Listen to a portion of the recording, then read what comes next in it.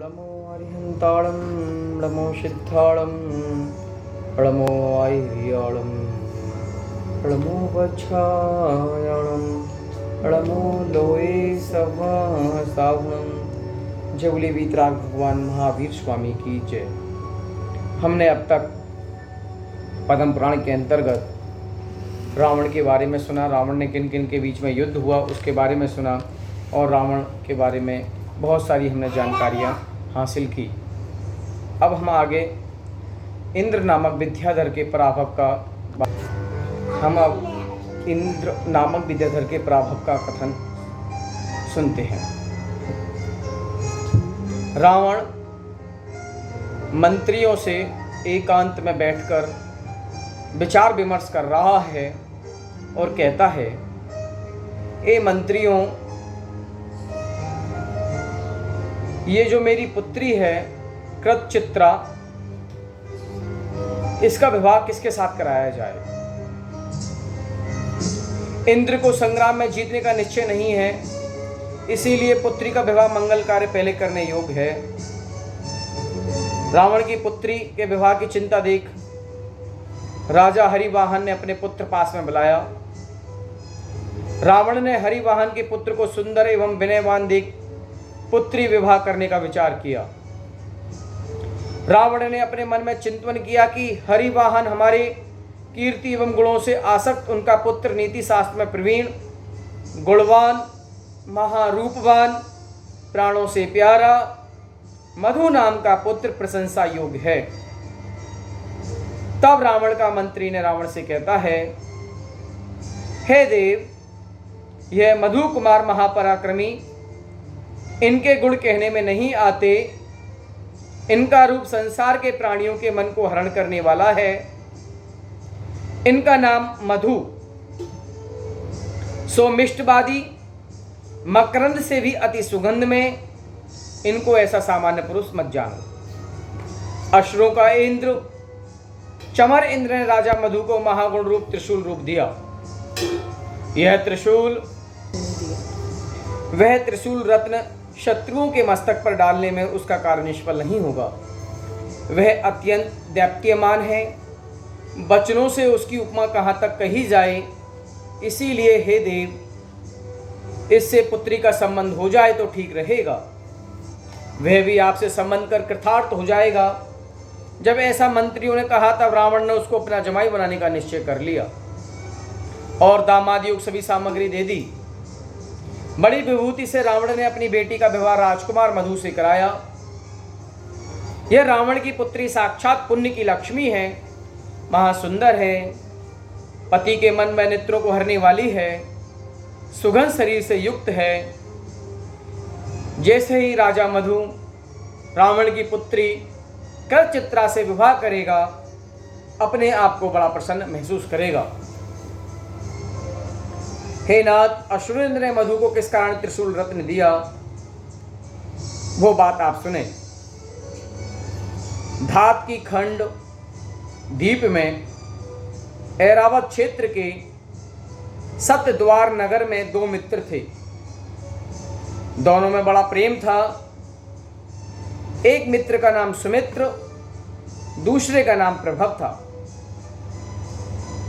सुमित्र और प्रभव नाम के दो मित्र थे, धात की खंड के ऐरावत क्षेत्र के सतद्वार नगर में। दोनों एक साथ पढ़ते थे, दोनों एक साथ पढ़कर विद्वान हुए, पंडित हुए। कुछ दिनों के बाद जो पहला मित्र था सुमित्र, वह राजा हुआ। वह सभी सामंतों में पूजित हुआ और पूर्व पुण्य के उदय से परम विभूति को प्राप्त हुआ। सुमित्र नाम का वह व्यक्ति। दूसरा जो था वो पूर्व भव के पाप कर्म के उदय से प्रभव नाम का जो उसका मित्र था सुमित्र का, वह दरिद्र पैदा हुआ, गरीब हुआ, जिसकी वजह से वह परेशान रहता था, दुखी रहता था। एक दिन राजा सुमित्र ने महाप्रेम से अपने बराबर उसे बना लिया। एक दिन राजा सुमित्र को दुष्ट घोड़ा हरकर वन में ले गया। वहां दृष्ट नाम का भीलों का राजा उसने अपने घर ले गया। और वहाँ पर सुमित्र नाम के राजा का विवाह जो वन राजा था उसकी पुत्री वनमाला से विवाह करा दिया। जो उस भीलों के राजा का पुत्री थी वनमाला, वह बहुत ही सुंदर थी, साक्षात लक्ष्मी थी। जैसे ही उस सुमित्र नाम के राजा ने उस कन्या का वरण किया, वह बड़ा प्रसन्नता को प्राप्त हुआ। एक दिन भीलों की सेना के साथ वह राजा सुमित्र अपनी पत्नी वरमाला के साथ उन्हें अपने नगर में आ रहा था। वहाँ पर दूसरा जो उसका मित्र था प्रभव, उसको भी ढूंढने निकल गया। तब रास्ते में स्त्री सहित जैसे ही मित्र को देखा, उसे देख यह पापी प्रभव मित्र की रानी पर मोहित हुआ। जो दरिद्र था, जो गरीब था, वह अपनी दोस्त की पत्नी, जो कि जिसकी शादी भीलों की राजा की पत्नी पुत्री वरमाला से हुई, तो वह पापी प्रभव नाम का जो मित्र था अपनी मित्र की पत्नी पर मोहित हुआ। अशुभ कर्म के उदय से कृत अकृत्य की बुद्धि रहित काम की इच्छाओं से अपने को भूलकर आकुलता को प्राप्त हुआ। खाना पीना सोना सब काम छोड़कर केवल उस कन्या के बारे में सोचता रहा, उस बनवाला के बारे में सोचता रहा, उसके बारे में चिंतन करता रहा। एक दिन उसके मित्र को पता लगा कि हमारा जो दोस्त है वह बड़ा खेद रहता है, बड़ा उदास रहता है, बड़ा दुखी रहता है। तो उसने सोचा कि मैं अपने मित्र से इसके बारे में जानकारी क्यों ना करूं। तो उसके मित्र प्रभव ने कहा, आपने जो बनमाला से शादी की है, मैं उस बनमाला को देखकर बड़ा प्रसन्न हूं, बड़ा मोहित हूं। जैसे ही राजा सुमित्र ने अपने मित्र से स्नेह अधिक होने के कारण अपने प्राण समान मित्र को जान अपनी रानी के कारण दुखी देख और अपनी स्त्री को मित्र के घर भेज दिया, और आप स्वयं मित्र के घर जाकर एक खिड़की के अंदर, एक झरोके के अंदर छिप गया और देखता रहा कि यह क्या करे। अगर मेरी स्त्री मित्र की आज्ञा प्रमाण नहीं करे तो मैं स्त्री का नाश करूं, और इसकी आज्ञा प्रमाण करे तो 1000 गांव दूंगा।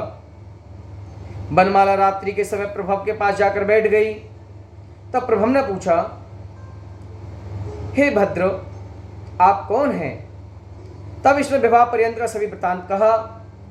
यह सुनकर प्रभव प्रभा रहित होकर चित्त में उदास हुआ और विचारने लगा कि हे हाय हाय, मैंने क्या क्या पाप किए, क्या क्या अशुभ कर्म मैंने बांधे। जो मेरी स्त्री नहीं थी, मेरे मित्र की पत्नी थी वरमाला, उसके बारे में मैंने ऐसे से विचार किए, जबकि मित्र की जो पत्नी होती है वह माँ के समान या बहन के समान होती है। मैंने जैसे ही उसको दिया उस पर मोहित हुआ, मैंने उसको गलत नज़र से देखा, मेरी दृष्टि गलत हुई। इस पाप से मैं कैसे छूटूंगा? तो क्या मैं अपना मस्तक काट के इस पाप से मुक्त हो सकता हूँ? मेरा इस तरह का जीवन कलंकमय है, मेरा जीवन जीने का कोई सार नहीं है। इस तरह से वो अपने आप को सोचता रहा, और जैसे ही उसने अपने म्यान से तलवार निकाली मस्तक काटने के लिए, जैसी तलवार बाहर निकाली, तलवार की ज्योतियां चारों दिशाओं में प्रकाशित हो गई। तलवार को कंठ के पास लाया। जैसे उसने देखा उसके मित्र सुमित्र ने कि यह क्या हो रहा है, मेरा मित्र अपने प्राणों को बलि दे रहा है, अपने प्राणों को आहुति दे रहा है, अपने प्राणघात कर रहा है। वह तुरंत उस झरोके में जो छिपके बैठा था वह मित्र के पास आया और हाथ पकड़ लिया और उसको प्राणघात होते हुए बचा लिया। तुरंत अपने मित्र को परस्पर हाथ मिलाया, हाथ मिलाकर गले से गला मिलाया, छाती लगाकर कहने लगा, हे मित्र, आप इस आत्मघात का दोष नहीं जानते हैं। आप जो एक कृत्य कर रहे हैं, आप अपने प्राणों का घात कर रहे हैं, जो आप अपने शरीर का नाश कर रहे हैं, पता है आपकी इसकी क्या परिणाम होगा? आप नरक में जाएंगे और अनेक भव अल्पायु को प्राप्त करेंगे। आपकी आयु छोटी रहेगी, आप जन्म मरण प्राप्त करेंगे, आप जन्म लेंगे तुरंत मृत्यु को प्राप्त करेंगे, नरक जाएंगे, फिर जन्म लेंगे, फिर मरण को प्राप्त करेंगे। आप दीर्घ आयु भी कोई भी अवस्था में नहीं रहेंगे। अनेक प्रकार के भव भोगेंगे, लेकिन छोटी छोटी अवस्था के भव आप भोगेंगे। आत्मघात निगोद का कारण है, और एक बार जो निगोद में चला जाता है जीव, इसीलिए हे संसार में रहने वाले लोगों, आप कभी भी आत्मघात के बारे में विचार न करें। निगोद एक ऐसी पर्याय होती है, वहाँ पर पुनः बहुत अनेक जन्मांतरा संख्यात भव धारण करने के बाद भी यह मनुष्य देह प्राप्त नहीं होती। आप अनंत काल तक निगोद में ही परिभ्रमण करते रहते हैं। वहाँ पर एक श्वास के समय के बराबर 18 बार जन्म लेना पड़ता है और 18 बार मरण के दुखों को भोगना पड़ता है। जन्म मरण के दुखों के बारे में हम क्या कहें। एक संतान की उत्पत्ति में 9 माह तक वह अपने माता के पेट में रहता है, वहाँ पर संकुचन से बड़ा कष्ट सहन करता है। इतना जन्म का कष्ट होता है। मरण भी साधारण नहीं होता, मरण में भी बहुत कष्ट का अनुभूति होती है इस जीव को। इसीलिए हे संसारी जीवों, अगर आप अपना कल्याण चाहते हैं तो आत्मघात के बारे में बिल्कुल ना सोचें। अगर आपके मन में परिणाम भी आते हैं तो ये जाने कि हमारा इस दुनिया का जो दुख है वह बिल्कुल छोटा है, और आने वाला दुख वो अथाह दुख होगा, जहाँ पर हम आत्मघात भी नहीं कर पाएंगे। पारे के समान हमारा शरीर हो जाएगा, बार बार खंड होगा पुनः जुड़ जाएगा, बार बार खंड होगा पुनः जुड़ जाएगा।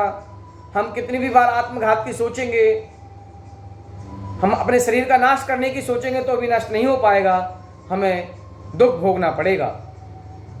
इस प्रकार कहकर वह मित्र सुमित्र ने अपने भाई समान मित्र प्रभव से तलवार हाथ से छीन ली और बहुत प्यारे शब्दों में कहा, हे मित्र, यहाँ तो परस्पर हमारी मित्रता है, लेकिन आने वाले भव में हमारी मित्रता रहे या ना रहे, यह संसार असार है, संसार दुखों का आगार है। हमें संसार में परस्पर स्नेह के साथ रहना है। यह जीव अपने पूर्वार्जित कर्म के आधार पर पुण्य को भोगता है, पूर्व अर्जित पाप के आधार पर पाप अपने दुखों को भोगता है। जो जीव जैसा कर्म करता है उसको वैसा ही फल प्राप्त होता है। यह संसार में जितना भी जो भी कर्म सिद्धांत है वह स्वतः होता है, इसको करने वाला कोई नहीं है। जिस प्रकार से वृक्ष में बीज की उत्पत्ति होती है और बीज से वृक्ष की उत्पत्ति होती है, उसमें जीवन और मरण वह सब स्वतः ही होता है, ये किसी के हाथ में नहीं है। अगर हम कहें कि इसका हाथ किसी के हाथ में है, किसी के कंट्रोल में है, तो इस दुनिया में अनीतिगत कार्य होगा ही नहीं, सारे कार्य नीतिगत होंगे। क्योंकि कोई जिसके हाथ में कंट्रोल रहेगा वह अनिगतिगत काम नहीं करेगा। इसलिए सारे काम स्वतः होते हैं, हर चीज स्वतंत्र है, हर द्रव्य स्वतंत्र है। संसार में कोई किसी का मित्र नहीं तो कोई किसी का शत्रु नहीं। जब तक उसकी दृष्टि उसके रूप में पड़ती है तब तक वह उसका शत्रु है, जब तक उसकी दृष्टि दूसरे रूप में पड़ती है तो वह उसका मित्र है। इस तरह से राजा सुमित्र राजपाट को छोड़कर दिगंबर मुनि हुए और वहाँ पर पूर्ण कर आयु दूसरे स्वर्ग में ईशान इंद्र बन गए। जैसे ही ईशान इंद्र से वहाँ से चय हुआ तो मथुरापुरी में राजा हरिवाहन और उनकी पत्नी रानी माधवी, यह उनके मधु नाम का पुत्र हुआ। ये हम बात कर रहे हैं मधु नाम का जो पुत्र है, रावण की पुत्री कृत चित्रा का शादी जिससे मधु से होती है उसके बारे में बात कर रहे हैं। अर्थात रावण का दामाद मधु, रावण के समधी मथुरापुरी में राजा हरिवाहन और रानी माधवी। जैसे ही उनके रावण का दामाद अर्थात मधु उत्पन्न हुआ, वह चंद्रमा के समान सुंदर और सम्यक्त के बिना अनेक योनि में भ्रमण करा। विश्ववासी की ज्योतिषमती स्त्री के शिशि नाम का पुत्र हुआ। वह द्रव्यलिंगी मुनि होकर महातप कर निदान के योग से असुरों का इंद्र चमर इंद्र हुआ। तब अवधि ज्ञान से अपने पूर्व भव का ज्ञान राजा सुमित्र के गुण अति निर्मल मन में धार राजा का मनोज चरित्र विचार कर अश्वेंद्र का हृदय प्रेम से मोहित हुआ। मन में सोचा कि राजा सुमित्र महागुणवान मेरा परम मित्र है, हर कार्य में मेरी सहायता की थी। मित्र सहित मैं पाठशाला में पढ़ा, मैं दरिद्री था। मित्र ने मुझे अपने समान विभूति देखकर धनवान बनाया और जैसे ही मेरे मन में विचार आया था आत्मघात का, उसने मेरे अनेक भवों के जो दुख थे उन भवों से मेरे को छुटा दिया और मैं जो पापी था, जो दुष्ट था, मैं धर्मात्मा बन गया था। जो उसकी पत्नी थी, उसकी पत्नी बनवाला थी, उसके प्रति मेरे जो अनुराग के भाव थे, जो उसको मैं देखकर मोहित हुआ था, मेरी दृष्टि गलत हो गई थी। जो मैंने उसके प्रति भाव खोटे किए थे वो भी मेरे मन में द्वेष नहीं रहा और मैंने रानी को मेरे घर भेजा।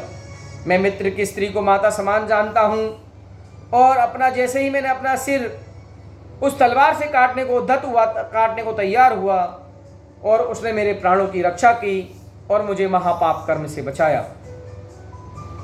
जैसे ही मेरे जिन शास्त्र में श्रद्धा भाव प्रकट हुए, मैं बिना मरकर अनेक दुख भोगे मोक्ष मार्ग में लगे साधुओं की निंदा की।